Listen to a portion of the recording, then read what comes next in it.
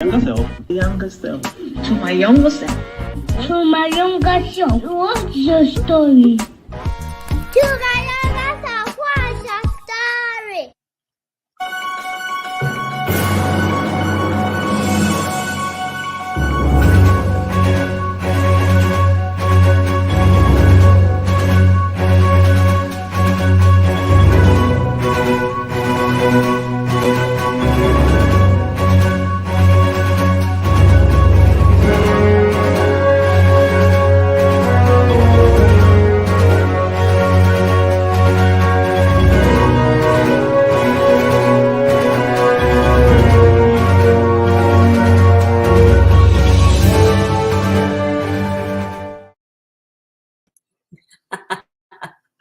Good morning. Good morning. Oh my goodness. Happy New Year to each and every one of you. How is everyone doing? I hope you're doing well. My name is Zoe Baraka. As always, the show is To My Younger Self, where we tell stories that will propel us into the future from the past, of course. Happy New Year to each and every one of you. New to you, pal, to you. I greet you. I greet you. I am so excited for a brand new slate, a brand new Tuesday, because it's the first Tuesday of the year, a brand new 365 days. We just get to reset, you know, those things that we couldn't do before or weren't able to do or failed to do, whatever the situation was. On the 31st of December of last year at exactly 11:59 p.m., it was all taken back and recycled, and God gave us new wind, new breath, new, just call it whatever you would call it, but it's a brand new time to be here. Listen, whoever you are, if you're on here, I know there's a few people on here already, go into the chat section. Like we always do, I want you to greet me in your local dialect, okay? And we're gonna go ahead and do that. It's a very exciting day today, because today we're here to do what To My Younger Self essentially really is about. Let's see who is in the room. Antoinette from the Wind City. You are the first to comment for the year. You get a prize, and the prize is this. I have a question for you. So today or this year, we're going to be doing something called Question of the Week. So here's the question of the week. If you were invisible for a day, where would you go and what would you do? I want you to type in your answer and put it in the comment section for me. And we're going to be saying it, you know, intermittently throughout the show so that, you know, our people would know. So if you were invisible for a day, what would you do or where would you go? I want to hear from you. EJOD, hi, Ndinao, yes, I cannot say that. Afehyia now, I hope I said that right. And one, and I was about to say light. Anyway, it's all good. It's all. Listen, where are you watching us from? I do want to hear from you. So please say something to me. Baraka dazwa to you, Sanunku dazwa. Kakwana lafia. I hope you slept well. Yeah, day. It is good to see you. I love to speak the Hausa language because I am told it is the oldest language in the world, really. It is one of those languages that just has the roots are so complicated. Every single thing you can find in the world has a name of its own. It is ridiculous. Anyway, I'm not about to go into etymology today, or else we're not going to leave, right? Yeah, ken tuma fudua wela tuma awela teposa wanambarka. It is very, very good to see you. Indinao to you, just like EJOD just said, I greet you in the Ever dialect. It is so good to see you. Or language is a language. So I greet you. It is very good to see you. I just greeted you in the Akan, Fanti, Chi, Equiapem, all the dialects in the, Akan language. I greet you. We welcome you. Thank you for joining us. It is so good to see you. Sawubona ni to you. How are you doing? All of our Zulu speaking friends, we greet you. Ilale to you. If you speak Chadian Young Arabic, we are greeting you. Hello to you. It is good to see you. Itwom Ife to you. Thank you for joining us. Of course, Ekaro to you. If you speak Yoruba, our Yoruba speaking friends, how are you doing? Nagadef to you, to our Wolof speaking friends in Senegal. I tell you, I definitely have to go to Senegal because I just found out my absolute favorite musician of all time, Youssou N'Dour, has been inducted into the Rolling Stone Hall of Fame, something. So Youssou N'Dour, wherever you are, congratulations to you from all of us, to my young. He has also been named one of the top 200 most influential, most impactful musicians in the entire world. What? Africa to the world. Yes, Jambo to you, Habari Gani. It is good to see you. Karibu sana. If you speak Swahili, I am greeting you. Kotong to you, Amuhelang to you. If you speak Sesotho, it is good. So good to see you. Nyasi to you, Aloy Domilaki. If you speak Bisa, we are greeting you. Bisa is from Burkina Faso and of course parts of Ghana. It is and still it was and still is my mother's mother tongue, so I love speaking it even though I don't speak it very well.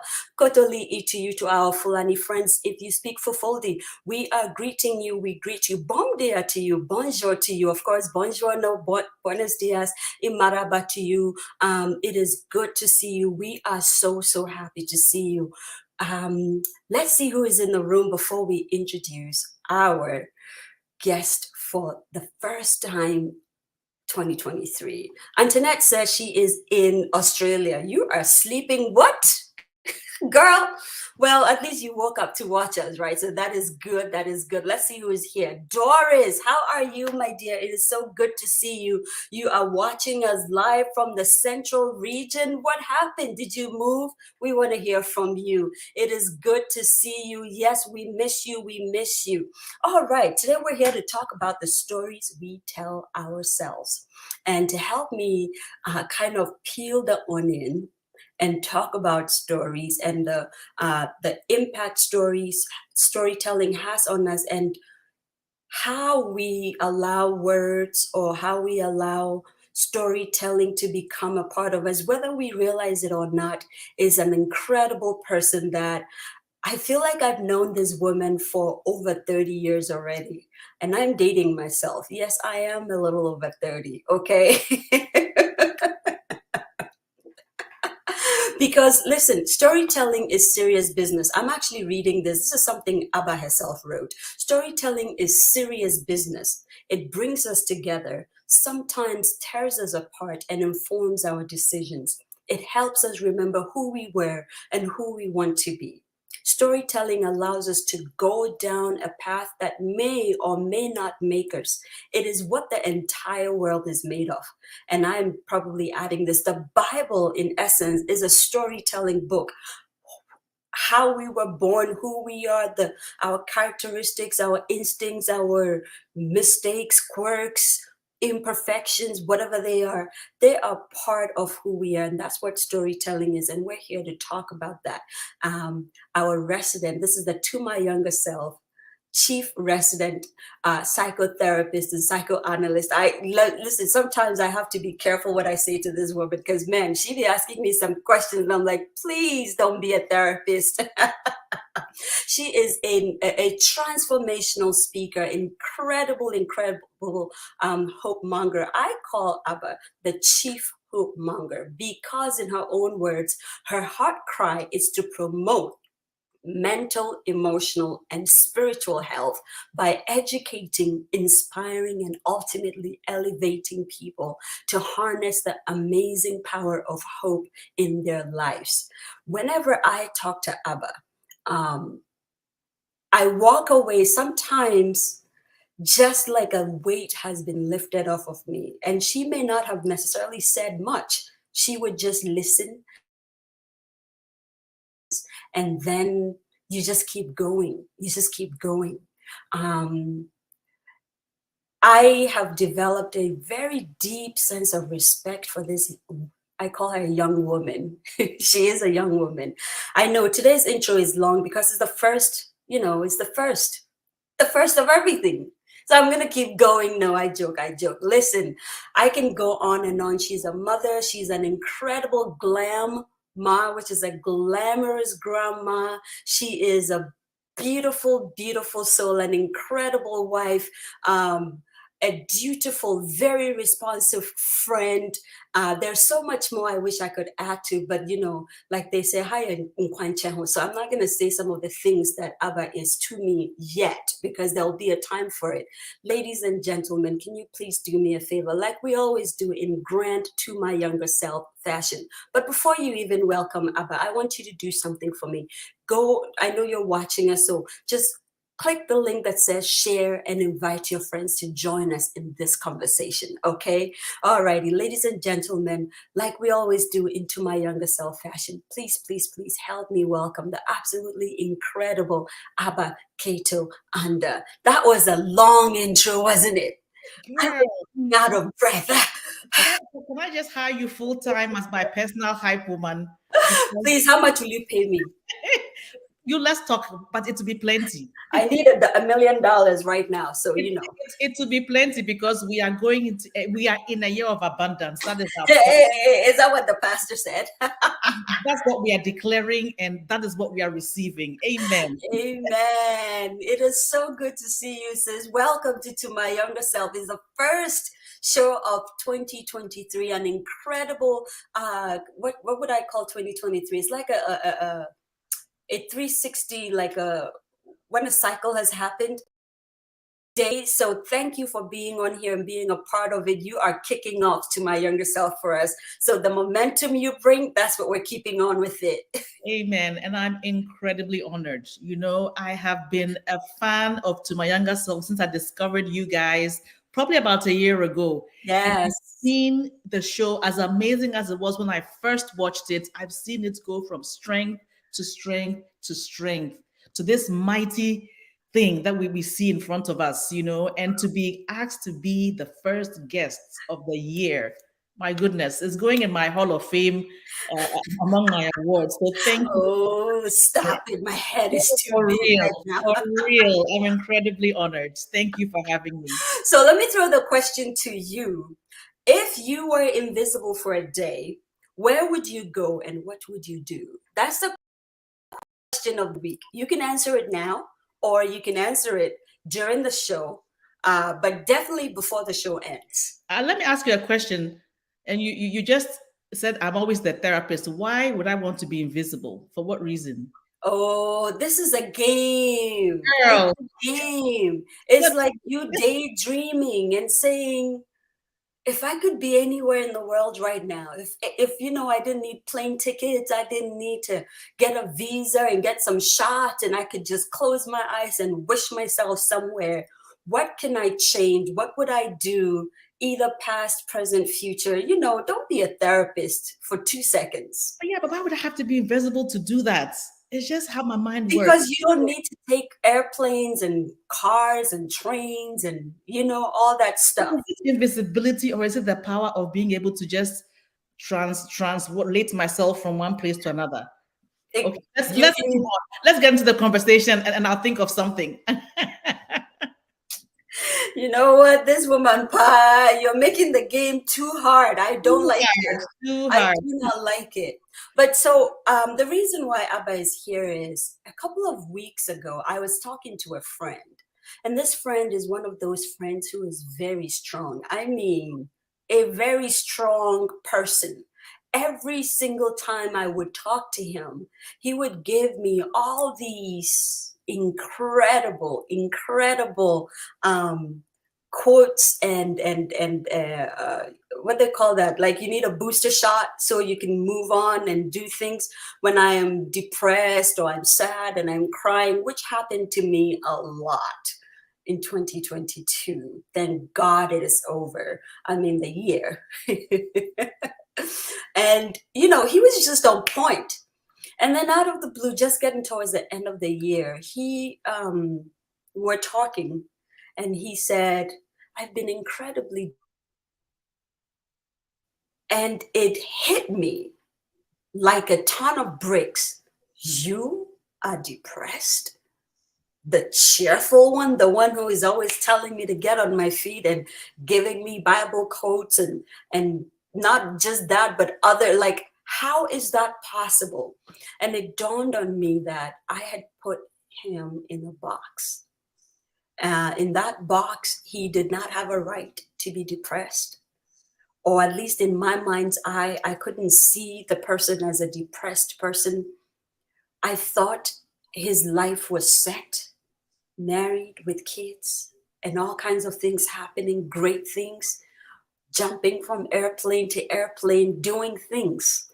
And when that word came out, I froze. I didn't even know how to respond. And I may have made light of it until much later when it hit me, you didn't handle this very well. And that's why we're here. We're talking about the stories we tell ourselves, because I was telling myself a story about this person and I couldn't see beyond that. And as a therapist, I thought you would come on and share with us some of your thoughts about how we get to do this. You and I have spoken a little bit, and I've realized that every single person is kind of entrapped in at least 4 or 5 different stories at any given moment. Depending on the moment you catch the person on, whether they were being a mother or a sister or a friend, you could be very, very impressed or utterly disappointed. And then that is the thing that we use to tell the story about the person. I don't know if you get what I mean. Absolutely. Chimamanda refers to it as the danger of a single story. You know, and the truth is that I just want to say something about any of us on this listening, including yourself, Zoe, who are therapists and life coaches and inspirational people and motivational speakers and just people who are pep talks. The truth is that we are wounded warriors, right? So we are acquainted with the nature of the things we talk about. That's what gives us the compassion, the heart to go out and do the work that we do. Wow. You know, and so even as we are living our own lives and living out our own truths, right, it doesn't shield any of us, you know, from the realities of everyday life. And so, yes, as human beings, there are ups and downs. And as human beings, truly, we are made up of stories. You know, it's interesting. We think about people, we tend to look at people from one dimension, but the truth is, we are made up of stories. And recently, it occurred to me that possibly as many as the cells in our bodies, right? As many as the cells in our bodies are the number of stories that make us up. And let me tell you why I thought that. What? That is so deep. I need you to go back and say that again. Let me tell you something. I'm a new grandma. My grandson James today is 4 weeks old. Whoop, whoop, whoop. You're a new grandma. And when a baby is born, he's absolutely beautiful. And I see him and I see my son. I see the features, my son. But it's funny because I look at him with the other side of his family, and I'm like, oh, I see resemblance as well. Right. But then something interesting happened because I was privileged to be there for the birth. You know, I got to be there for the whole thing, which was such an incredible experience, right? And anyway, before I even say what happened, you know, the story, let me just go back. So my son Archie, right? He didn't talk till he was 3. Wow. And being a new mom, I was like, okay, he's not talking. And then one day I don't remember the sentence, but it was, to me, it may have as well been the economic situation in Iran. It was that complicated. Like one day he just boom, started talking, you know?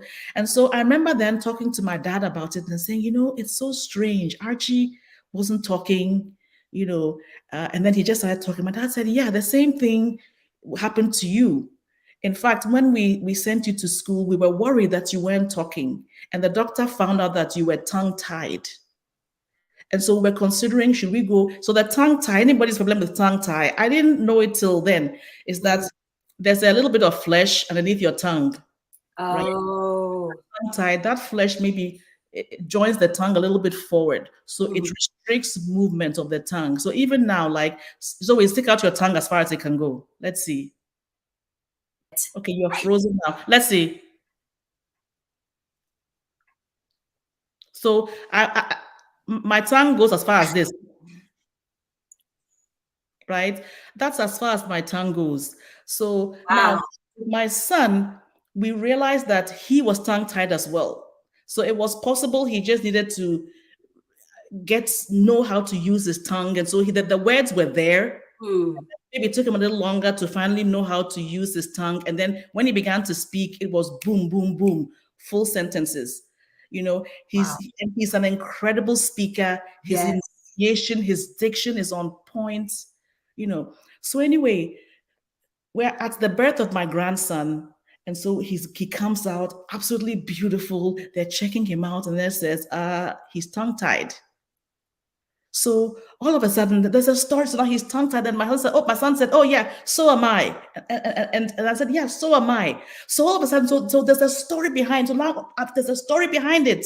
Genetically, the thing has been passed down. And so again, the nurse said to my son, "So you can choose to cut the frenum. It's called a frenectomy." You know, actually, we didn't bother doing it because he said he was fine. You know, fine. Yeah. Said, yeah, it's no problem. We'll see how he does, and then we'll see. You know, it hasn't caused him any problem with sucking, with drinking his milk or anything. And so then I began to think, okay, so now his little James, his nose is Archie's nose, you know, and so I can see the nose. I think it's my nose, and it goes, you know, as many as he has features. As probably, these is linked. He's something he inherited, right, from one of his parents or grandparents or even further up the line. Imagine the stories that you can tell just from a little 8-pound baby, the history behind it. So and he just arrived. He just arrived. He just got here. He had this was within the first hour of his birth. There was already a story. My goodness. Right? So we are made up of stories. You know, James is we will see, you know, his mother plays 7 musical instruments. She's a music major. You know, so we'll see which of these James picks up. You know, if he picks up any at all, that's any at all, which is mind-boggling. Yes.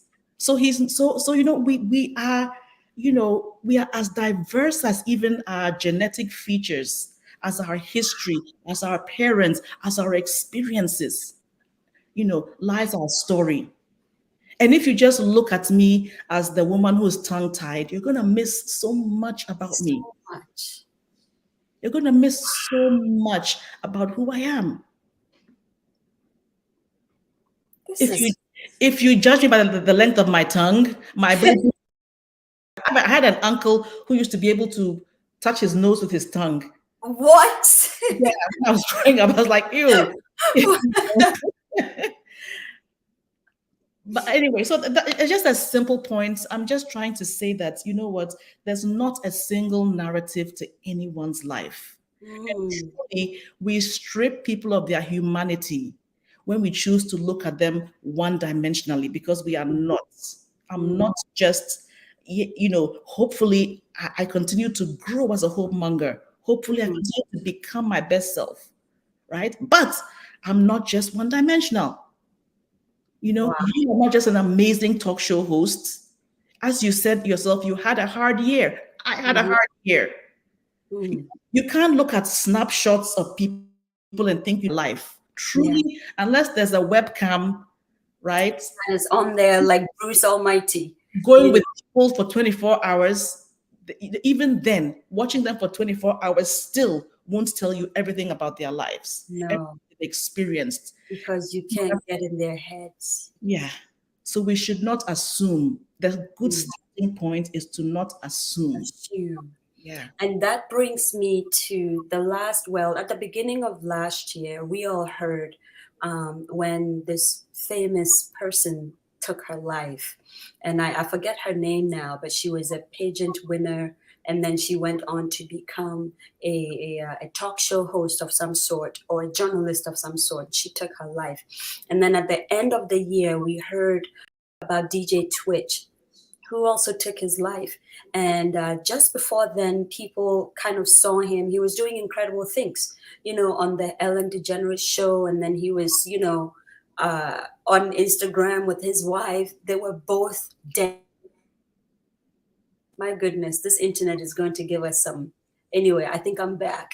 But so, they were both dancing stars and they were doing incredible things. And when you saw them online, you would say, my goodness, what a perfect couple they are. It's the same thing happened that same year, 2022. I think Megan Good and her husband split up. And you thought, what? I mean, every time you saw them, for anyone who wasn't married or even was married, thought, this is what over the moon, deliriously in love must feel like. And so you take snapshots of people. And then when you hear that they did this thing, for me at least, it was a last resort. They must have done everything possible to try to get better, whatever it was that was going on in their lives. We heard about Regina King's son also. These seemingly incredible people, at least on the outside, suddenly gone. And it was by their own hand. And even for those who went because they were sick, like Chadwick Boseman, or those that were taken very violently by plane crashes like Kobe Bryant, you cannot fathom what was going on. And I want you to talk to us a little bit. I'm tongue-tied myself right now because I'm very emotional about that. Someone once told me, Zoe, you're sad? I mean, you have a beautiful life. All because she saw me host a program. And so that was that snapshot. She just took that. Not that she knew anything about my life. Nothing at all. Where I was born, who my parents are, who my siblings are, where I went to school. None of that mattered except that I was right here talking to somebody. And for her, that must have been glamour and glitz and lights. I think that first of all, I'll start by saying it's incredibly sad, all the people we've lost, seemingly before their time. Yeah. Although which of us is God and gets to determine when somebody's time is. But that's another part of a conversation. Nobody's life is perfect. Mm-mm. Absolutely nobody's life is perfect. Now, people are incredible, and these people are incredible, and you are incredible, and very likely they had amazing lives, but nobody's life is perfect. So how can you be happy and sad at the same time, which is something I find myself, like a space I find myself in very often. I think what I'm trying to drive us to get to is that point where we say it's okay to be happy and sad at the same time. It absolutely is. It absolutely is. When people come to me for therapy and they know, so Miss Abba is at it again. I'm like, tell me 4 things you are feeling. Absolutely, because our thoughts, our feelings are a result of what we are thinking, what we've experienced. So absolutely, you can be happy or sad. You can be excited and scared. And that's why I say, tell me at least 4 things. And by the time we go through that process, typically I've picked out 6, 7, 8, 9 different things people are feeling. Wow. So yes. Now, people who take their life, who die by suicide, typically are oftentimes maybe depressed. And certainly one emotion that they've identified that they're feeling in that moment is hopelessness, right? Hopelessness. Sometimes the pressure to even live up to people's expectations can just lead them to feeling hopeless. Sometimes even success can be its own beast, because how do I keep topping? And then you even lose the joy you are anointed to do in this world. There's always go back and talk. This is, even success can be its own beast. We Yes. are now in the world where everyone is asking what's next. In fact, this story I'm about to share happened just yesterday. And it's funny because then suddenly I said, wow, Zoe, you have grown. Because typically this would have been the trigger that would make me start to question, God, why? So I had, for my new year, you know how on WhatsApp you would post pictures and videos, stuff. I'm gonna wait. Okay, we're back. So I posted a picture of my father and one of my nephews. And I'm trying to phrase this well. Let's say it was a family member, let's keep it that way, or a family friend. Text me and said, oh, Happy New Year, yada, yada, yada. By the way, whose child? Oh no, he said, who is that boy in the picture with your father? And I said, oh, thank you, Happy New Year. That's my nephew. And then he comes back and he says, well, I am still a traditional man, so I am waiting for the time when yours will come. Of course, then the question is, when is it?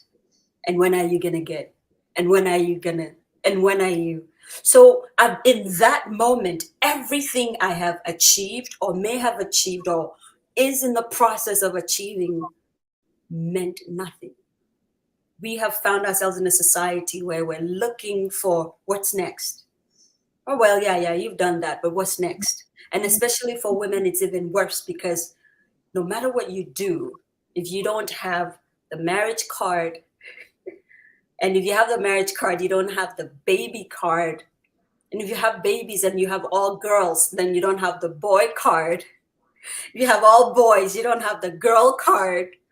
It just keeps going on and on and on and on. And yet there are people who've achieved all of this, every societal measure of success, and yet they feel empty, and yet they feel sad. Which is what I thought was for like DJ Twitch, for example. Married, kids, successful career, all that stuff. And there must have been a feeling of emptiness in there somehow. So these are the stories we're telling ourselves. For sure. You know, and you know, it's interesting because if we live our lives wanting to please somebody, that person who reached out to you is a product of his own paradigms. And those paradigms have nothing to do with you.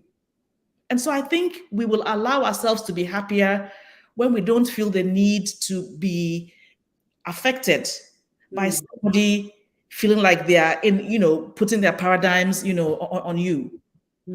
I think it comes down to that.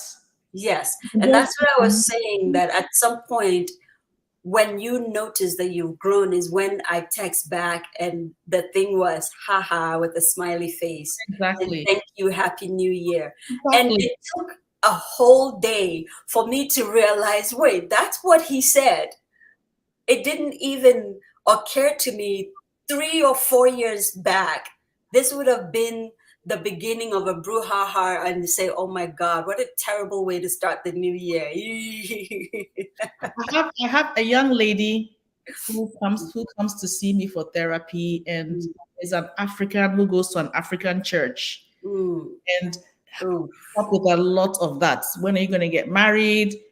I know somebody, and then I think for her, one breaking point was there's a group picture that's being taken and somebody says, oh, joking, put her in front so that maybe there's a guy who will see her in the picture and come and marry her. And of course, all of the implications. Well, I'm not good enough if I'm not married. And the person would take pity on you and marry you. I'm so mad. And what should I do? I'm like, yeah, you have a number of options. Number one, you can go talk to the person involved and say, don't do that. Number two, you can go talk to the pastor. Can you really change the culture of a church? You can decide that, you know what, I'm going to let it wash off me. I'm not going to live, let what they do or say affect me. Or number four, you can say, this is damaging to me. I'm out of this. Out of that church, yes. Mm-hmm. And I know it sounds so matter of fact, but we have to take back ownership, I think, of our peace. You know, because we be content enough. It's enough contention with the negative stories we tell ourselves that you're coming to add somebody else's baggage on top of that. No, no. Somebody's predetermined dispositions and Yes. ideas and thoughts and all that. Yes. Somebody's idea of success is that they went to school, went to teacher training college, got a job, get a monthly pay every month, however much it is, have a wife, whether they love the husband or not is not the point. The point is they're married and there's kids. And now it's just wake up in the morning, recycle, wake up. Yeah. That's their measure of success. And that's well and good. There's absolutely nothing wrong with it, except now we're allowing whoever that person is, their predetermined idea of success to become a part of our story. Yeah. And then we imbibe that and continue to tell ourselves somebody else's story. Yeah. Instead of saying, what is success to me? Yes. And it's interesting because I had a similar story where somebody, I loved and trusted, felt, they were being good to me by giving me their opinion of how I should live my life, Wow.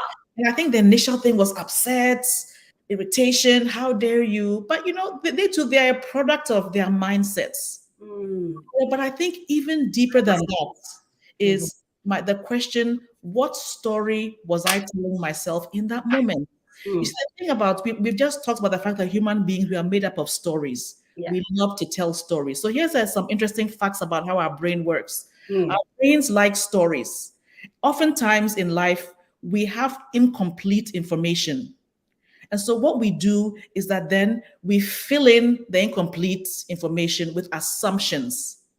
And our brains are wired to complete story arcs that are believable, acceptable by us.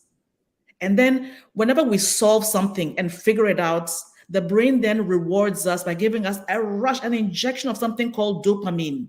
And we realize that if you do, anybody who likes playing a game, Sudoku, these days, the one I like is called Water Swords. I know. Whenever you solve something, you crack something, you crack something, a crossword puzzle, you feel that thing of a reward. Well, whenever we somehow complete a story, there's okay, Zoe is not smiling today, right? That's what I'm observing. Then I'm saying, wow, well, Zoe doesn't like me, and Zoe thinks my hair is too big and I'm ugly. And so then I complete it with my own assumption. Even though it's an unhappy thing, it gives me something, some satisfaction. My brain says, bing, you got it. Because I believe it. And that thing, that assumption we put in, oftentimes, of course it's wrong. Of course it's wrong. Maybe Zoe is not smiling because she has a toothache. One day, Zoe, this is probably about 10 years ago. Before you share that story, Abba, let me reiterate what the game is today, since we're talking about games and Sudoku and Water Swords. Yeah. It's not a game per se. It's a question of the week. It's the To My Younger Self question of the week. And I think going forward, we're going to put it in the ticker and let it roll. And it is this. If you were invisible for a day, where would you go and what would you do? I'm still waiting for Abba to answer that question much later in the show, but I want to hear from you, the audience. The question again is, if you were invisible for a day, where would you go and what would you do? This is us telling stories, right? Don't ask why the question, just put the answer in the comment section. Go ahead, I'm listening, Abba. So this is about 10 years ago. I was asked to give a talk on a subject that it was not a lived experience for me. What I did, and I think it was probably not the right thing to do, looking back, this is actually probably even before the days of WhatsApp. So I gathered a few people and did like a Facebook group. Wow. And I said, but I've been told to just a private, like whatever, the Facebook Messenger, right? I've been asked to give a talk on this subject. I have 5 questions about it. Would you please answer, from me and let me know? Most of them, I think there are about 10 people. Most of them said, sure. Some people were a bit skeptical, asked a couple of questions. When I told them, they were very happy to give me the response.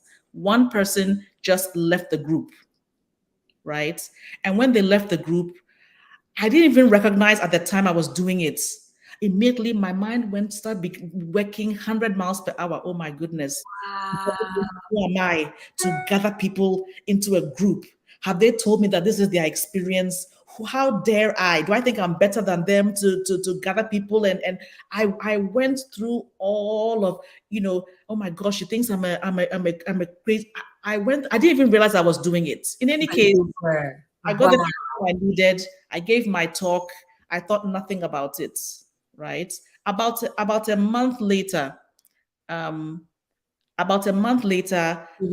somebody I knew, said to me, hey, so this friend, right, her daughters are doing better now. So I'm like, oh, doing better now. What was something wrong with them? She goes, oh yeah, they both had surgery for scoliosis, right?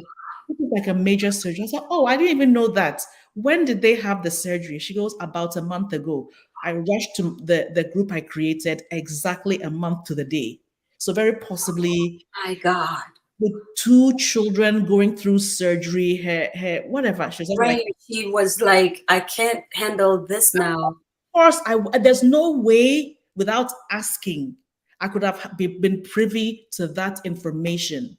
Instead, what did I do? I filled in the gap. Filled in the stories. Right. And oftentimes we fill in the thing, and the thing we fill in is based on our junk, our unhealed hurts, the areas of our lives where we are insecure. Me being accepted by a group, growing up and moving around to being accepted by a group was a thing to me. So the minute she left, there's me feeling rejected. And then using that rejection to then close the story arc, causing myself unnecessary grief. For a whole month. Well, I mean, it was a storm. But then I didn't tell anybody about it. But imagine nonsense, loss of mental health because of my own, and that thing is called a confabulation, right? It was first noticed among patients who had dementia or stroke, where there's a piece of reality, and then they'll fill in an assumption, something that they don't know with their own imaginations, and it's believable to them. So when you have, an event, an occurrence, and then you add in, some assumption to it, then that thing becomes a confabulation. So truly, the stories we tell ourselves, the ones that are not true, are confabulations. We observe something, we add in an assumption. Oftentimes, that assumption we add in is based on our junk, our emotional junk. Yes. It hurts. Wow. And so if you pay attention to the stories you tell yourself, you'll begin to see a pattern of, you know what, this is my unhealed hurt. Years ago, my mother, she's passed on, and then that friend also passed on. But I remember I was hanging around my mom, and this friend, she lived in a different country. She had come to stay, and she was chatting. And I just, in an afternoon, her telling, she's a storyteller too, I guess, stories. And each of the stories was about her being good to somebody and somebody not reciprocating, and somebody taking advantage of her. Right? And then I recognized, because I had known her for a long time, that there was a story surrounding her birth that was scandalous. So I began to wonder, there's some maybe loss of, I wasn't even a therapist then. You were a child. I was like, wow, this auntie, either life really sucks, because, but that is how she's seeing the world. And so the stories we tell ourselves, pay attention to what's in our heart, to the unhealed hurts. Because it will inform the assumptions we make. Wow. Yeah, you're good. There's a saying, you see it, you spot it. That sometimes when you see that somebody is arrogant and you're picking up on it, look into yourself. Maybe there's possible that you're arrogant yourself. And so looking at somebody should Yeah. literally mean you're looking in the mirror to Yeah. yourself. Now, Yes. two things I've picked up, or two words I've picked up: confabulation. Guys, you should write these things down so that you can kind of sit with it. It's I mean, we normally hear listening to other people telling us stories about their lives. Today, we're just kind of peeling the onion and just talking about storytelling and the stories we tell ourselves, period. So it's not the regular to my younger self, oh my God, wow, that happened to you kind of storytelling session. But it is so good. Confabulation and story arc. Of course, we know the words assumption and patterns and stuff like that, but these two, confabulation and story arcs, and the need for the brain to complete a story. I think these are the three things we definitely need to dwell in and kind of really look at, so that when somebody is behaving towards us in a certain way, we are able to pick out those things and say, no, just like that the young man, I picked it up, and I said, no, he probably meant nothing by it. He probably was not saying, haha, you know, you don't have boys or girls or kids, you know, those things. For him, it was just, I really, really, really wish the best for this person. And I really, really wish that this was happening for her. And I don't know why it's not, because I think she deserves it. Yeah.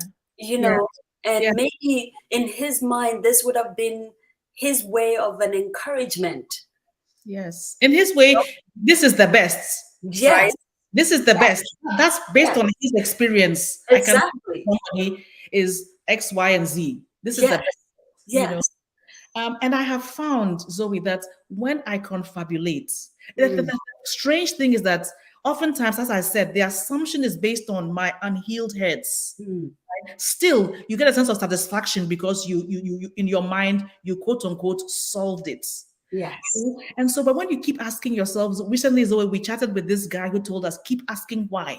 Yes. If you keep asking why behind your confabulations, you will notice that it brings you down to some of the deep, deep issues that may be in your heart. I'm not enough. I'm not worthy of love. I don't measure up. I don't belong. Nobody likes me. Nobody understands me. You will begin to understand the themes that will always cause you to see certain things and confabulate. Yes. Let me tell you another story because you brought me in To tell stories. Yes. And, you know, we tell stories on here. Yeah. My last trip I took by air, I called an Uber. Guess what? This guy came to pick me up in a beautiful Tesla. Oh my God. Honestly, it was the first time I'd sat in a Tesla. And we had a good conversation to the airport. I felt good, right? Wow. So I went on my trip, came back, and then my daughter's friend, my daughter's best friend came to visit. So as she was leaving, I was just walking down to a neighbor's place to do something. She goes, "Oh, Miss Abba, let me give you a ride in my car because I'm driving by." I'm like, "Sure." It was a Tesla. I enjoyed it. I got to look in the car even more. You know, I was like, man, all of a sudden, every time I'm driving, what am I seeing? Tesla. Our brain, there's something you said you learned two words today. You said you learned confabulation and story arc. Yeah, let me give you Well, not that I didn't learn the words, but those were the important things. It's actually a phrase. Reticular activation system. Reticular activation system. RAS. RAS. It's a group of nerve cells in your brain. And the thing they do is they control your consciousness. They control what you focus on. And so I do it for positive or for negative. Because all of a sudden Tesla came up top in my heart, my brain is picking out Tesla. The RAS, if you're in a restaurant and there's noise all around, but I want to listen to what you, Zoe, are saying to me, I can focus and hear. RAS. And forget about the noise. Right. Reticular activation system. Yes. Unfortunately, if top of my heart is the fact that I'm not good enough, I don't belong, then in the most mundane situations, I will begin to see things that, fill that story arc. Give me the conclusion, I'm not good enough. Wow. So the stories we tell ourselves, if we don't identify that deep thing within you, and there may be more than one, then you are going It's to often more than one. need the world to filter out things. Like you're in a restaurant with so much noise, right? And then I can hear what just you, Zoe, are saying. Or a mother in a place with lots of noise, her baby is across the room, she can hear the baby cry, filtering out. So we have to ask ourselves, what am I receiving? What am I filtering out? This thing, it is faith and it is science.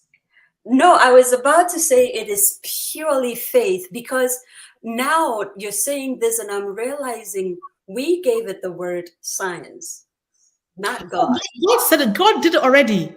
He said, whatsoever things are good, whatsoever things are praiseworthy, there's 6 of them. Think on these things. And so he was saying, I have given you reticular activation system. And that's why when we started the show, we were saying that the is this internet, the whole entire Bible is a story, is a book of stories. And at the beginning, I'm sure God must have been, I need to give these creations of mine something that would allow them to live in a world where they can control it. And this thing is that RAS, if they can just hone in. And I would tell them what to do. And he did it. Yes. And I have a story to share that kind of also peeling the onion again. Well, so I worked. Zoe, before you even say that, let me just finish one more thing I was going to say. And so therefore we tell ourselves, I'm not good enough. And then that becomes lodged into our RAS. When God said, I made you in my image and likeness. So we have to begin to replace in our RAS those negative things. RAS. Right. Wow. Right. Yeah, but go ahead.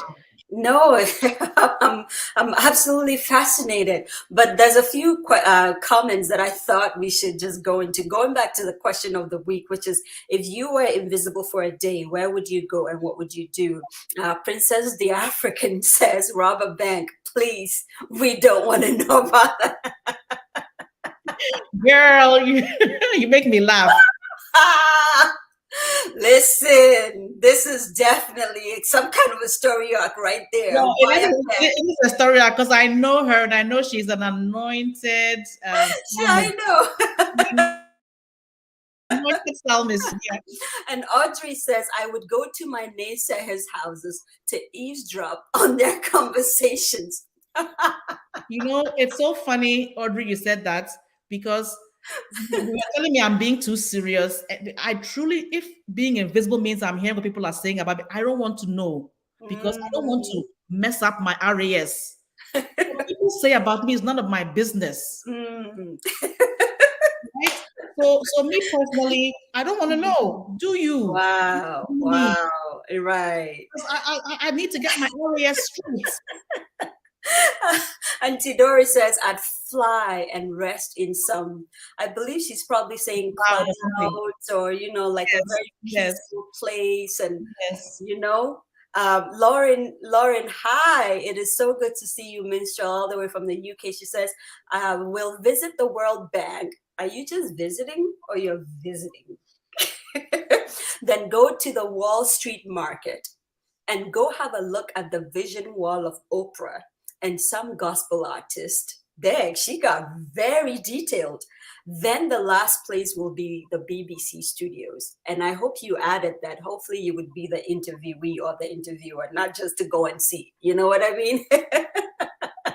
And so for those of you who are wondering, what are they reading? The question was, if you were invisible for a day, where would you go and what would you do? That's the question of the week, the To My Younger Self question of the week. But going back, I wanted to, let's see what Thandi says. Thandi Way, oh my goodness, my Zimbabwean biggest fan. So true. RAS is Genesis chapter 13, Abraham, child of God, as far as you can see in every direction. Yes. And So what people are you just have seeing? perspective. What are you seeing? People have perspective. I would never have even attached that to a Bible verse like that. That is incredible. Yeah. Yep, set it up. Tell me where and how. I'll meet you. Who are you talking to, Miss Is it the African princess? Oh my God, this y'all are storytellers. I can see that. Alrighty. So for me, I was about to share a story of when a while back, I worked in a pharmacy as a pharmacy technician. I know that I shared this story one time on a platform and somebody was like, wow, really? You? I thought your life was lights and cameras and, just looking fancy and fabulous and talking big English. And I'm like, no. After I take off my makeup, I would wear my scrubs, put on my Crocs. Is that what they call it? Crocs, wear some socks and Crocs. And you would not even think for a moment that I literally just finished a fantastic show, and I would be in the pharmacy going, what's your last name? What are you picking up? 2 different Zoe Barakers in one day or in one morning. Incredible, right? Anyway, that's another story. You see the beauty in it. And yeah, was it 2 nights ago? No, yeah, it was 2 nights ago. My daughter and I went to watch a story about Whitney Houston's life. It's called I Wanna Dance. The movie is, I enjoyed it because I love Whitney Houston's music and to hear her music. But when you hear her story, it's interesting, which is why you shouldn't idolize. Again, we strip them of their humanity when we see the dimension. Her image was carefully curated to be America's princess. Yes. And yes, she was incredibly talented. And yes, she brought amazing joy to so many of us through the generations. My daughter, a generation later, she came back and she's enjoying her, listening to her songs, because my daughter's only 20. She wasn't really, she was a child, but she's not with us when we were like doing the I wanna dance with somebody. Exactly. But there was her sexuality, right? That was an issue. The drug use. So she wasn't perfect by any means. You know about her sexuality. You literally just told me. Oh yeah. Wow. The person, that's a whole different thing for a whole different show. But yes. Yeah, that was a thing. That was a thing. And then the drug use. And then the marriage with Bobby Brown, that was a whole marriage with Bob. Yes, that was very toxic. And so, but it's interesting to me though. My favorite, and I've enjoyed her songs through the years, right? My favorite song of hers is "I Look to You," and it was the last single she released. At that point, her voice had gone. I call it encomiums. She was able to do with her voice. She had the technique. But because of her drug use and so on, the range had gone. And yet in that song, she goes, after all my strength is gone, in you I can be strong. I look to you, I look to you.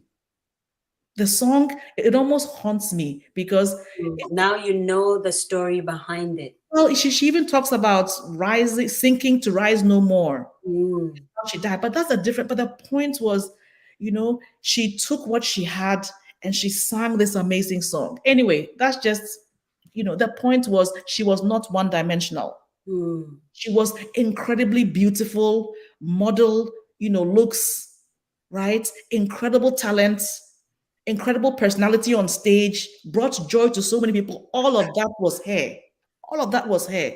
Loving life, loving mother, but yes, drug addicts. Yes, sexuality situations. Yeah. And she was a daughter and a sister and an aunt. A woman who was betrayed by her father when he was spending her money recklessly. Yes. But the point where her voice wasn't the best, she has to then go on tour to try and make money. Whitney Houston's money had gone down. I didn't realize that. Wow. Right? You see the glamour. but And we never don't see. realized that maybe for her level, she was getting broke. Yes. And so with half a voice, she goes on stage. People even boo her boo. Mm-hmm. Anyway, life is complicated. No, life is very and I'm so glad you brought that up because and you used a phrase that is so important. We put them, what was the phrase you used? We put them on a pedestal, we idolize them, and we make them almost inhuman.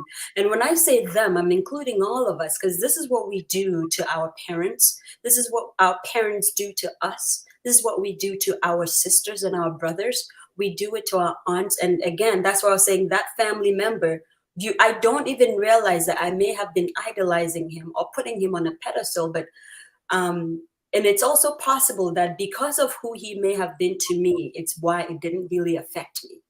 Now, if it was another person that I absolutely had, some kind of idolization about, then that phrase in the WhatsApp message would have affected me entirely differently. And I was about to share a story when I talked about that pharmacy situation about going, doing a show, and then back then I would change into my scrubs, take off my makeup, and go to work. And I had just started working at a pharmacy that was in a very densely populated Hasidic Jew area. Now, if you know any history about the Hasidic Jews, they are the ones that are, they follow the Torah to a T. So they have their hat and the yarmulkes, and every Friday evening, the moment the sun comes down, they're indoors. They don't use electronics, is that they don't look at another, especially the men, would not look at another woman, no matter who you are, in the eye, ever. And they would not, if they're giving you money or a credit card, they don't hand it to you. They put it on a table and shift it to you and never look at you. So when I first started working there, I would notice that. But it would be only the Hasidic Jew men. And I kept saying to myself, why are they so disrespectful? This is so disrespectful, because I have a thing with money. Like, if you're going to give me money, put it in my hand. It's like legal tender. Like, don't just put it on the table almost as though you're throwing it at me. And I would get exacerbated, just upset. And it took one day, I think I couldn't handle it anymore. And I just made a comment. And then my boss, who is not Jewish, she's, regular Joe, not African either, or African American, but just, and she says, oh, no, it's religion. And it dawned on me. Yeah, because if it was me, I'd be offended. I would ask myself, is he racist? I went there. For me, at the bottom of my confabulation would be, I'm not good enough. That's why he's. It boils that for me. Again, Joyce Meyer said, we never have enough information to make a judgment about anything. Yeah. And I really did judge them to the point. Sorry, go ahead. No, I was just about to say, to the point where at that time, I didn't even have a car. So when I would get on the bus and I would see any Hasidic person, it didn't matter how full the bus was. If the space was just by them, I would not sit.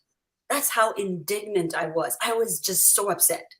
Yeah. I would stand and like golly lolly in the bus and all that, as opposed to trying to understand. And the clues are always there. Yeah. Why was it always only Hasidic Jews? Only the ones with the yarmulke, only the ones who looked a certain way that treated you. So the question should have been, why only a group of people like this? Yeah. Not about you, because that's really what it was. But, I just thought, man, no. And even then, if you only look at them based on the fact that the men don't look you in the eye, then that's the danger of a single story. Yes. And the danger of looking at people from one dimension, that we're going to stereotype them. Yes. And I did stereotype them. Right. I went so far. And Stephen Covey, and this could be a confabulation, but because I don't remember the exact book, The 7 Habits of Highly Effective People. If he he illustrates a story about how, I think he was in a train or something, and there was a man with children who were rowdy and loud and so on. And I think maybe people were like, why are you, or he was like, why are you so loud, and get your children under control and so on. It turns out their mother had passed, and he didn't know how to tell them. Yeah. Yes. You never have enough information. So if anything, ask. Yes, just ask. And even in the asking, ask in a way that does not make the person feel like, one, you're attacking them, because it could be, it's the way you ask. For example, if you walked up to a young, I don't know what the age limit is these days, but to a young 20 whatever year old, a 30 something year old, and just say, so why are you not married? As opposed to, hey, are you looking to get married? Or, you know, like the questioning itself tells the person the idea behind. So anyway, why is it anybody's business anyway? Right. Think about it. We say that, but see, you gave us the answer. Sometimes God can tell somebody, you know, I need you to take this time and set it apart for me. Don't go looking. And then you in your true knownness, you think you're gonna have to help somebody find, you know. Right, but you gave us the answer. We are all wired. All humans on this earth are wired to have a story. Our brains are sucking up stories. We're looking for stories, no matter what it is. We're always telling a story, whether we realize it or not. So the person asking, when are you going to college? Or when is your master's? Or, so Zoe, when are you bringing that guest?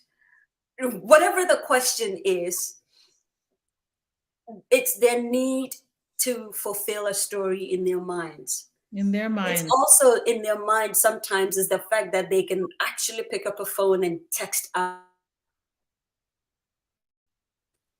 Abba, so that they can say to another person, I was just texting with Abba. Because see, in their minds, Abba is up there.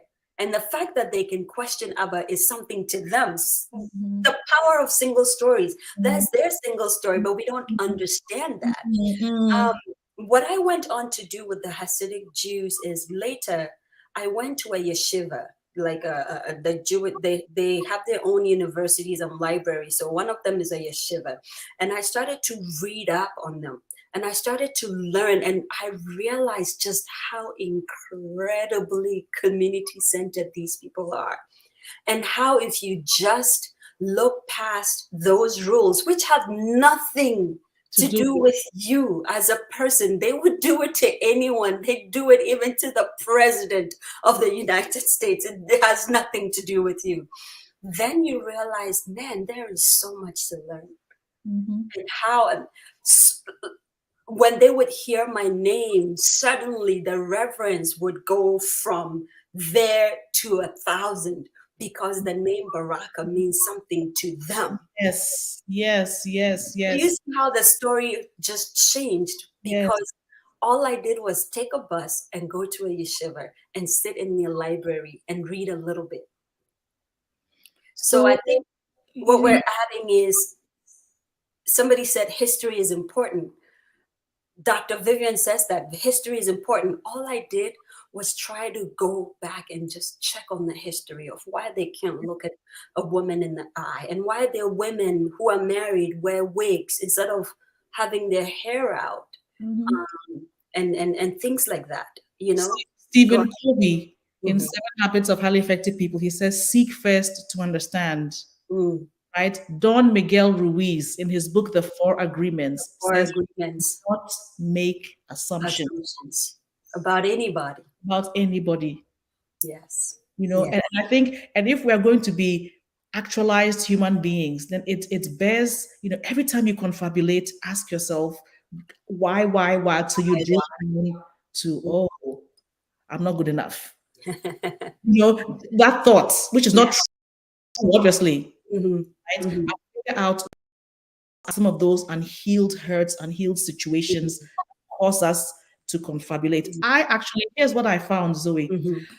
When I do this, I'm more effective. I've learned to not believe my first thoughts, or at least I will. Who's writing that? I will, Learn to not believe your first or at thought. least I will challenge its validity, Mm, right? Because my first thoughts is normally a confabulation based on my mm, job. So when I'm wise, I'm walking, not always, mm, sometimes I jump the gun. mm, When I'm walking my wisdom, I learn to not believe my first thought. At least I will question it. I think another thing that has helped me in the stories we tell ourselves is mm. let your mind be okay with not completing the story arc. Tell yourself to be continued. Incomplete information. Park it. There's no rush to complete the information. You really don't know. Zoe didn't smile at me today.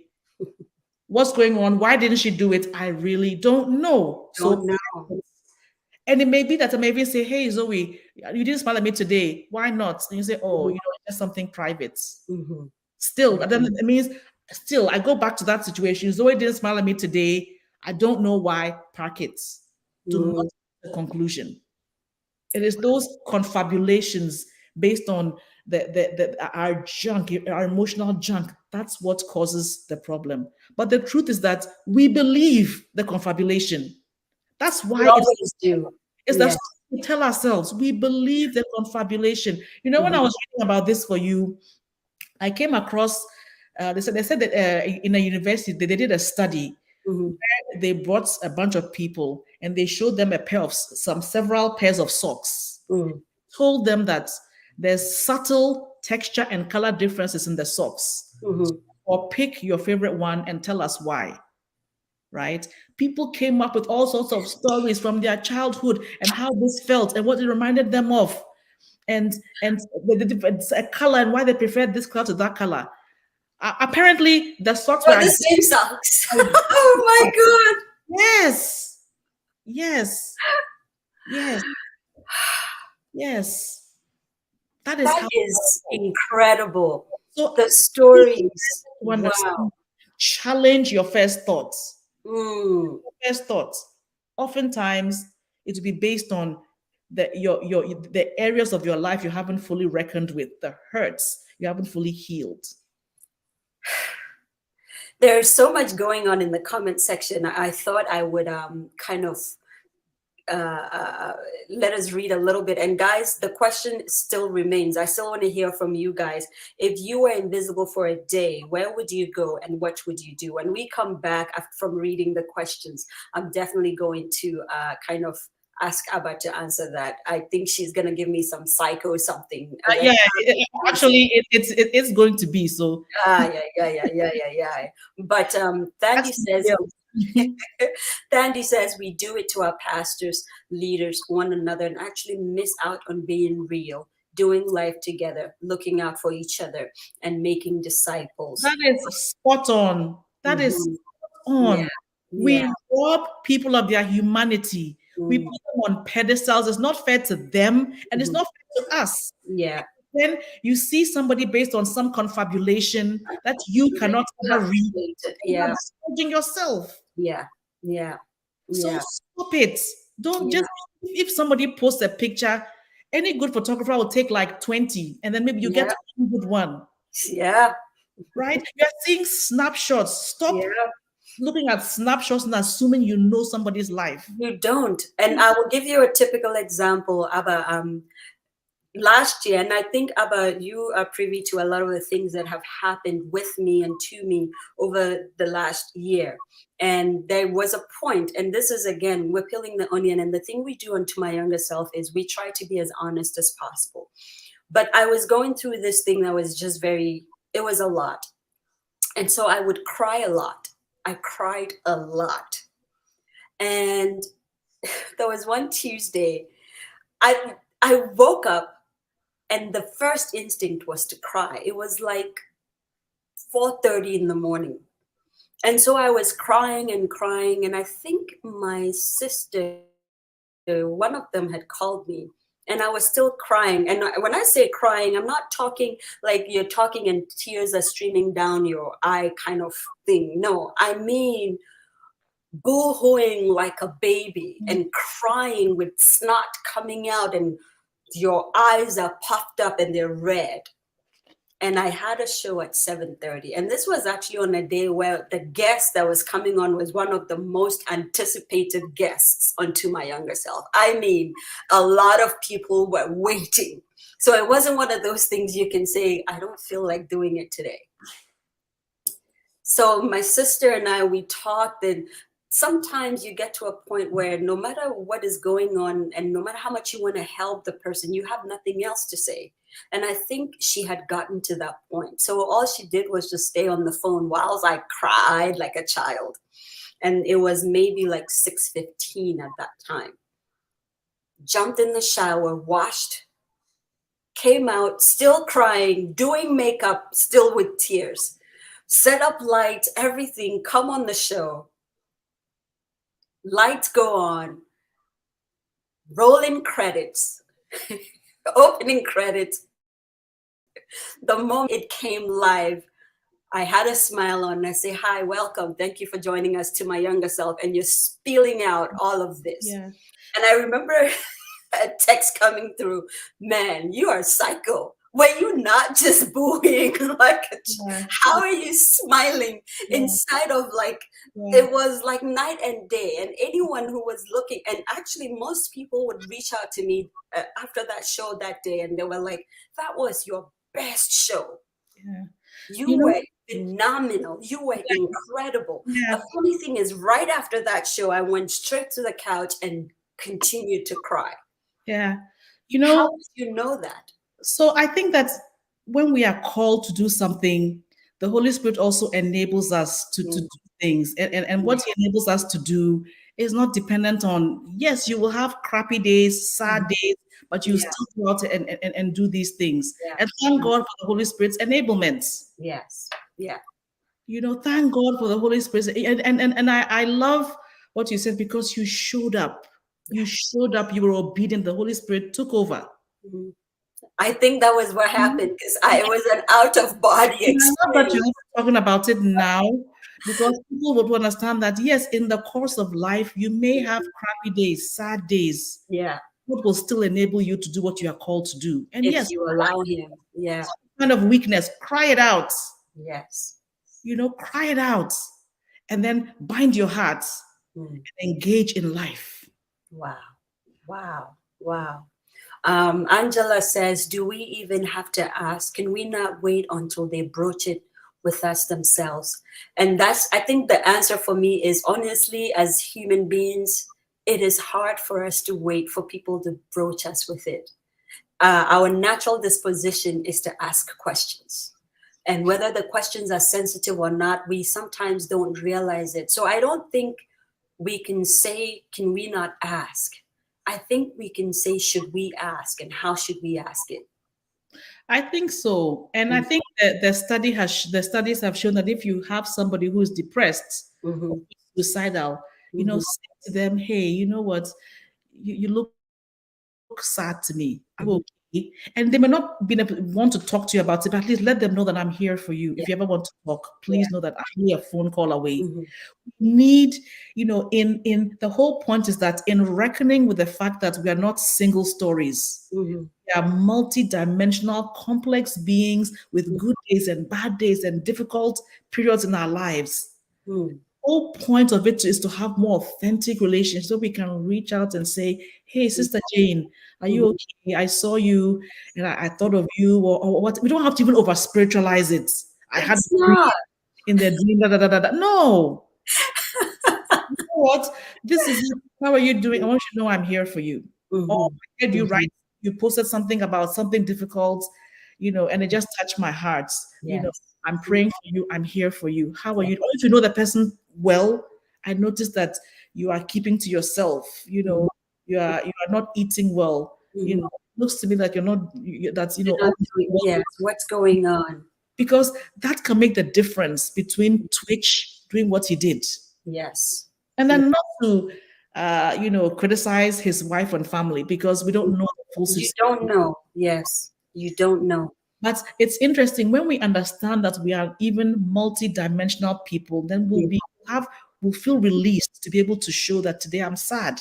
Just because I'm Twitch and I've won all of these awards and It doesn't mean that Therefore, I can't be sad in my big, beautiful house, my big, beautiful family. Let me say it. If I say it, at least it gives my wife a clue to say, hey, you know what, babe, let's get help.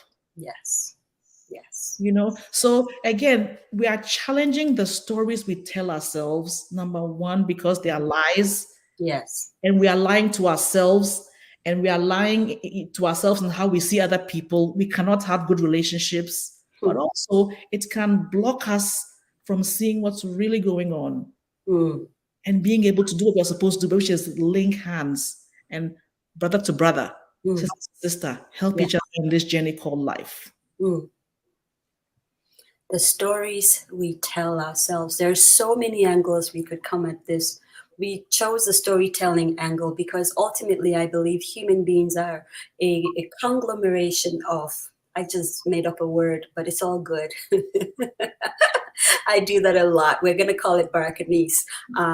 You know, of stories where we're always in a story, whether we accept it or not. For those of you that are watching, some are on a train going to work. Some have arrived at work, they're making coffee. Some have been at work for hours already. Some are sleeping because they just had a 3-hour back-to-back 3 shifts, you know, and the stories are many and varied. I think what we're trying to get people to understand is that, at least for me, is when you meet a person, whether you know them or not, in that particular moment, you have to realize those people are living at least, I'm saying at least because there is so much more, at least 5 different stories. There is never a single story. There is always 5, 6, 7, 10 stories happening all at the same time. And as I was thinking about Generational stories, things people, mindsets, things they do that they're not even aware of even. Yes. You know, So, stories they are aware of and stories that they are not aware of. yes, Right. yes. So I was very, as I was preparing for this show, I was thinking about my mother, and I don't know why I was thinking about her, but most of you have heard me share some of the things that have happened between us or happened between us and the journey it took me on and her on and all kinds of things. But I suddenly started to have grace in her absence for her. In that I kept saying, I got to see my mother in the role of a first-time mother a lot. My siblings didn't get to see her in the role of a first-time mother. I got to see her as a woman who had given up her job because of a sick child role a lot. I didn't have the grace or even the attention or the wisdom or the maturity. I was a child myself to realize what that must have done to her if her dream, for example, was to have been an astronaut, but suddenly had to be at home and be a housewife because a child was sick. Then obviously, who is going to always be happy and cheery all the time? If that dream was taken away and there was nothing they could do about it because another life was at stake. I started to see her in the different forms of stories she was in at any given time, and it blew my mind. So when you meet people, they are always walking in different stories depending on the character you catch them playing. You may be so upset at them, but then the moment you took a little time and understood them, just like those, you know, the Hasidic Jew men, the character I caught them playing was religious. They were playing their religious characterization. I didn't take time to see them as husbands to whoever their wives were, or fathers to whoever their children were, or employees to wherever they worked, you know? Or friend to whoever their friend was. I never got that. We never have that. Like you said, you never have enough information. So always think, what character is this person playing in this moment? Because we're always playing a character, you know. that's my thought on this whole entire conversation right now, Abba. Do you have other things to add? No, I think maybe just to say that again re-emphasize that the stories we tell ourselves, the assumption, right? That basic assumption is Mm, root of it is based on unhealed things in our lives. mm, So allow yourself to drill down and figure out mm. what the themes are. Yes. You know, I'm not good enough, or I'm unloved, Mhm, or I'm useless, I'm unworthy, I'm not mhm, good enough, I can't do this. mm, And you mm, realize that when you understand it, you can better, spot the confabulation, mm. right? And then tell yourself, no, you know what, I'm not going to go there. Not going there. Wow. So Abba, go ahead and share the books you just mentioned. I think Steve Covey's book. I Yeah. talked about, which came out in the 90s, I believe, The Mhm, Seven mhm, Habits of Highly Effective People. mhm, That's an amazing book. Another mhm. book I think is this one, which I love. It's called The Four Agreements. Four Agreements by Don Miguel Ruiz. Ruiz. Yes. That's Mhm, another one. Actually, a book that I really love, and mhm, talks about confabulations. It's called Rising Strong by mm, an author called Brene Brown. And mhm. that's an amazing one as well. Yes. You And know, let me just go ahead and add another book that I keep very close to my heart, Reflections of a Hopemonger. And if you would see who the author is, today we didn't want to talk about the author, but here is, as you can see, I really read this a lot. I have some personal letters in this book. It's very dear to me. I keep it right there. Incredible authoress, Cato Andah, Reflections of a Hopemonger. Of course, you'll find it on Amazon. You will find it on Book Nook, Barnes and Nobles, wherever books are sold, really. You'll find this incredible bestseller book by Cato Andah. Every time I'm down, there's a part that I have marked that I go to and I read. And I don't know if you can see how I've broken it in half. Abba, I'm abusing your book. I'm sorry. you're receiving it. Thank God. That's why I wrote it. Amen. But every time I'm going through something, here is what Abba wrote that really just gripped me. Talking about stories. A semicolon is a punctuation mark indicating a pause. Remember? Just pause. Park it. If you're just bringing out confabulations about yourself, about other people, can't figure it out, what's going on, pause. Just park it. A semicolon connects two clauses or two sentences. According to the Semicolon Project, a semicolon is used when an author could have chosen to end their sentence, but chose not to. The author is you, and the sentence is your life.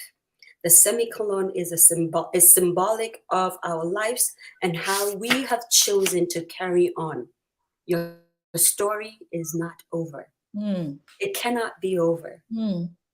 I read this over. I just got goosebumps all over again. I read it over and over and over, and I have it here whenever I'm going through something. So please, you have to go and get this book. Abba never told me to do this. In fact, I didn't tell her I was going to do this, but definitely add it to your book purchase list for the year. You will come back and ask for Abba's number just to thank her for writing the book. I guarantee you. I thank her for writing the book almost every time. So Yeah. yes, and also the Don Miguel Ruiz book, The Four Agreements, is very simple. Be impeccable with your words. Talking about stories, be impeccable with your words. Do not make assumptions. Always give your best. And what was the last one, Abba? Do you remember? It's, oh my gosh, you put me on the Yeah, spot. It will come to me if I'm not thinking about it. Always do your best. And yes. I wish It's I okay. Mm, Yeah, but there's four of them, or you can just Google, and I think I gave you three. I used to have it on my fridge, and that's why. So these are in the span of telling our stories. Don't make assumptions about yourself or about anyone. If you pause it long enough, the answer will come. And don't be in a hurry to find the answer. Ooh, let me tell you, I'm looking for some answers. If I told you how long I've been waiting, you would go, my goodness. But if you pause long enough, and we have to realize putting a pause on it could take years, and that's okay. The only thing humans, I believe, we should be worried about, if we have to worry about anything at all, is that God, if I am not finished with the purpose you created me for yet, please keep me on earth to continue it. Amen. Because for as long as we're here, we have time to pause. Yes. You know what I mean? So we a couple of things. Okay. Yes, the agreements are number one, be impeccable with your word. Number two, don't take anything personally. Yes. Right. Number three, always do your best. And number, the third one is don't make assumptions. All of these things, you realize that they affect our RAS, our reticular activation system. So I think I want to end with the fact that, you know what, some of those assumptions that cause us to confabulate are in our RAS. And this is the year, let's begin to chip away and transform our RAS. So your affirmations, what are you saying to yourself? What are you reading? You know, this year I'm challenging myself to, you know, be grateful every day, because I want to let gratitude go into my RAS. I'm myself, you know, when I have some affirmation, I'm going to write it out several times, like you're writing lines, right? These are ways we can begin to activate the RAS. What am I saying out loud? Let's not joke with it, with those things. It is so powerful. Things inform our RAS. You see, we started out with storytelling, and it's come back to some principles for effective living. For effective living. That's true. Yes. It all. Yes. And I'm so glad you talked about gratefulness, and we're just about to close today's show. But I now remember in the year that I consciously, in fact, I got a book off of Amazon that it was a gratitude book that was like, it would give you 5 lines to write out what you were grateful for every day. And I got the book and I challenged myself. At some point, I would be like, okay, I have nothing I think I'm grateful for. God, I'm grateful for my eyes. I'm grateful for my nose. I'm grateful for my eyelids. I was grasping at straws sometimes to get stuff to write. But in that year, the funny thing that happened in that year is that year that I got a car, fully paid for. Yeah. Wow. It was in that year that some very incredible things. It was in that year that I got a studio that I could just walk in anytime. And I'm talking about a studio that was poured like hundreds of thousands of dollars that I could use for free anytime. Yes. That is why, right, this power God gave us, right? This power God gave us, right? Begin to, even now, look at your life as if 2023 is done and you're looking back with satisfaction, what you've achieved and what you've received. Start with the end in mind. Do that. I'm telling you, we are spirit, soul, and body. It will begin to activate your RAS system. And all of a sudden, just like I'm seeing Teslas on the highway, you begin to see opportunity. She's going to buy one very soon, I guarantee it. Looking back at my life in 2023, I was like, oh, I love that Tesla. That Tesla. In fact, I need a different color. But Sarah, this is why we do this. And we are so thankful that you let us know. Thank you. We needed you to be here to hear what we're saying. So thank you for that. Mama Rose, my goodness, I miss you. Thank you, Mama Rose, for joining. She says, I logged on late. What is RAS again? And RAS is, or we're going to just call it RAS, is the reticular activation system. And, you know, if you do the replay, then you would hear Abba actually explain it in detail, but it's called the reticular activation system. I remember. It helps your mind focus and pick out certain things. If you activate it the wrong way, you're going to pick out negative things and negative things in your life. Right? And you begin to prime it in a way that serves you and your purpose. Do exactly that. Yeah. And speaking about the cars, when we're growing up, there was this particular brown color that my father's Toyota Corolla. Do you guys remember Toyota Corollas? But my mom had one. Hers was It was gray. this, yeah, it would, but yeah, my father's one was like a very weird brownish color. And one time, I don't know why I thought about that color. But do you know, all of a sudden, out of the blue, I started seeing a lot of cars with that particular color. I'd never noticed it. Yeah. Reticular activation system. Reticular So please, activation system. Yeah. so yeah, hone in and just keep it there. And with that being said, we are definitely going to kind of close out. Today was a very long show because it's the first of the year, and I took like 10 minutes doing the introduction and all kinds of things, but it's all good. We're here to tell stories. As always, we're thanking our donors. You guys, man, every single month, it's been incredible, the whole of 2022, where there were days, and I'm not going to lie to you, where I was particularly as a person down to sometimes $1.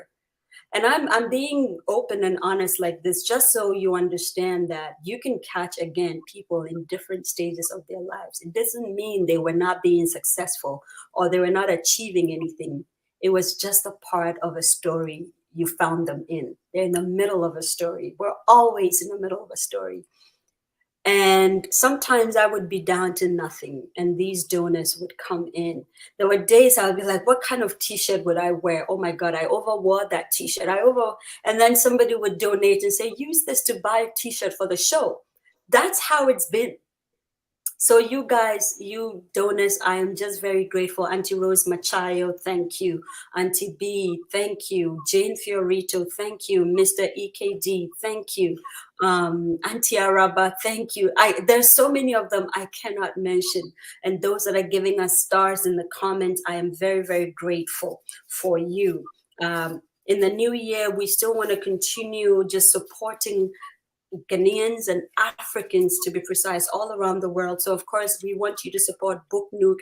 We want you to support Abba the author. Go on Book Nook, and also onto my to my younger self. Sure, she's been here like 4 times. So go on to my younger self and suss out all the shows she's been on. But also go into Amazon and wherever books are sold and buy Reflections of a Hopemonger. If you already have it, we want you to buy one for a friend as a New Year gift. You would not know what you just did for them, okay? Kunda Kids, we have, I'm trying to find my cue card, what happened to it? There we go. We have Where Ghana. Where Ghana is in the US now. Whoop, whoop, right? Where Ghana is putting Ghana on the map. We have Humanity Chats by Margie Marge, another incredible talk show host. She comes on every Thursday at 7:30 p.m. EST. You want to just hone in and listen to some of her and her guests.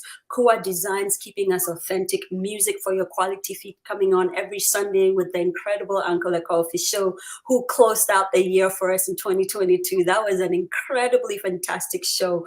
M. Sims by Mabel Simpson. Clatural, who is out there in New York. Ryle by Designs in Nyack. Avonzige Bridal. Keys and Credo. Horseman Shoes. Caveman Watches. We could go on and on. Africans are doing incredible things all around the world. Please make a conscious effort to put your money where your spirit and your soul is. You were born on the continent of Africa. Your parents are from Africa. Whatever it is, let's put money back in Africa. So please patronize an African product, an African show, like To My Younger Self, and connect and let us be friends, okay? What else are we supposed to be saying? I think I need to be reminded. I don't know. Okay, listen. Next week, we're going to be having another incredible storyteller here to share some stories. We have an incredible lineup for you this year. And we also want you to know that if you are a storyteller, actually all of us are storytellers, Africans, just reach out to us, to my younger self, 7777 at gmail.com. Let us know who you are. Send us a number, an email, something we can reach you on. We always do research our guests. It's important that the people we put in front of our kids are living a life that is worth emulating. That's important. So we do research our guests. After our research, we'll reach out to you. Okay, if you're thinking about a person who is a storyteller who should be on the show to help us tell Africa's stories, please reach out to us. We want to know. With that being said, I'm looking for Edwin Datson. Okay, I'm looking for F.A. Grace. I'm looking for Diana Hamilton. I am looking for Coda. I am looking for Nathaniel Bassey. There is a lot of them. Victoria Arinze. There is... I'm speaking it out there. So whoever you are, if you're watching and you know them, connect them to us. It's important, okay? And with that being said, Abba, what is the last thing you would tell us before we leave? Just go out there and make 2023 your best year so far. You can do it because we've been empowered by God, right? To control what's in our minds, to control that RAS by choosing what we're meditating on. Let's enhance our relationships this year, by allowing ourselves to consider the multiple stories and viewpoints and histories that people carry and that we ourselves carry. Let's not limit ourselves by looking at ourselves from one dimension and then beating up on ourselves when we quote unquote fail. We're all living life and making the best of it. So let's all go out there and have an amazing year. So can you answer the question before you leave? Since we are having an amazing year, here is my thing. If I could be invisible for a day, this is a to my younger self question of the week. If I could be invisible for a day, go anywhere and do anything, I would go to Burkina Faso. This year is a odd year. I would go to Burkina Faso in February and attend FESPACO. That's what I would do. And in the middle of FESPACO, I would have a lot of live sessions with all those incredible storytellers and filmmakers gathering and converging at FESPACO and just have a lot of storytelling sessions. That's what I would do if I could be invisible for a day. So what would you do? Okay, so I thought about 10 different things, including travel, including going back in time to, spend time with my grandmother when she was a child. I think I'm going to say this one, though.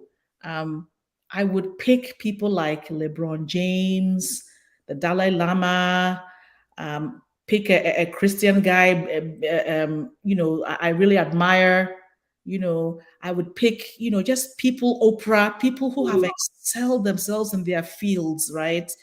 Nelson Mandela, just people, and then be in their lives for the first hour of their day and do in the first hour of their day. Because I want to imbibe that. I want to imbibe that.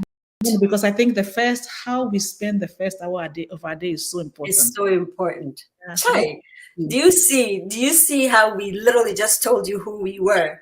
I want to go to the hub of African storytelling, and she wants to be in this. She's. I want to explore 10 great people of incredible faith, and people who've achieved, and just be as a fly on the wall and see how incredible. Now I feel like my answer cry, But also what I would do is I think I would orchestrate so that the whole world. Now I'm being a crazy filmmaker. The whole world in that whole day will just begin to hail me, Zoe Baraka, the greatest African talk show host that ever lived. Dun, dun, dun. I would orchestrate their minds, their thoughts, their adoration, everything for just that. And they would just, that's what I would do too. I'm being like Trevor Noah right now. Hey, aspire to it. There's a reason why that dream is in your heart, right? Yes. I know. Abba is so deep. She took it so far. Some are robbing banks, and look what she's doing. Listen, guys, it's been an incredible, incredible time. And honestly, if you leave Abba and I, we would talk for hours and hours. You would think like, do these guys not get enough of talking? But that's what we do for a living. So that's why we keep talking. And one of us is tongue-tied. I'm still okay. But Abba, thank you so much for coming on the show. I love you dearly. I know you know that. It is incredible. I love her so much. She just bought me a pack of plantain chips because she knows I love them. Okay, like 6 of them. Okay. We could go on and on. Guys, we love you. We're grateful you spent your morning with us. We're thankful you invested your time in us. We don't take it for granted To My Younger Self. And we wish you a very, very prosperous and a happy new year.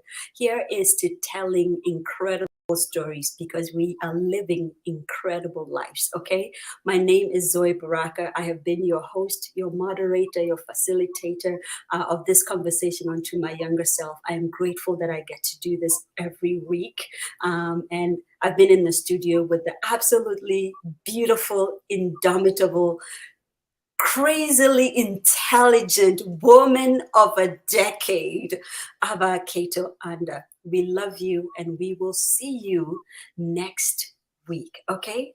Enjoy, enjoy, enjoy. Bye-bye. Bye.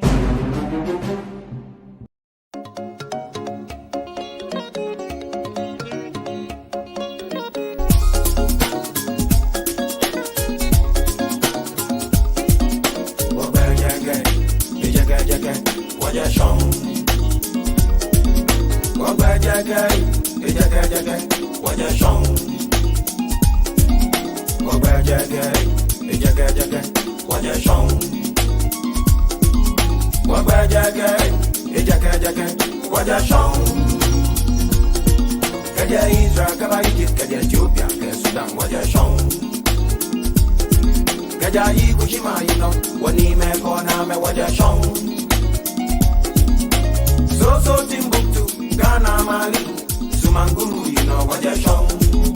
What where you get, what you're shown.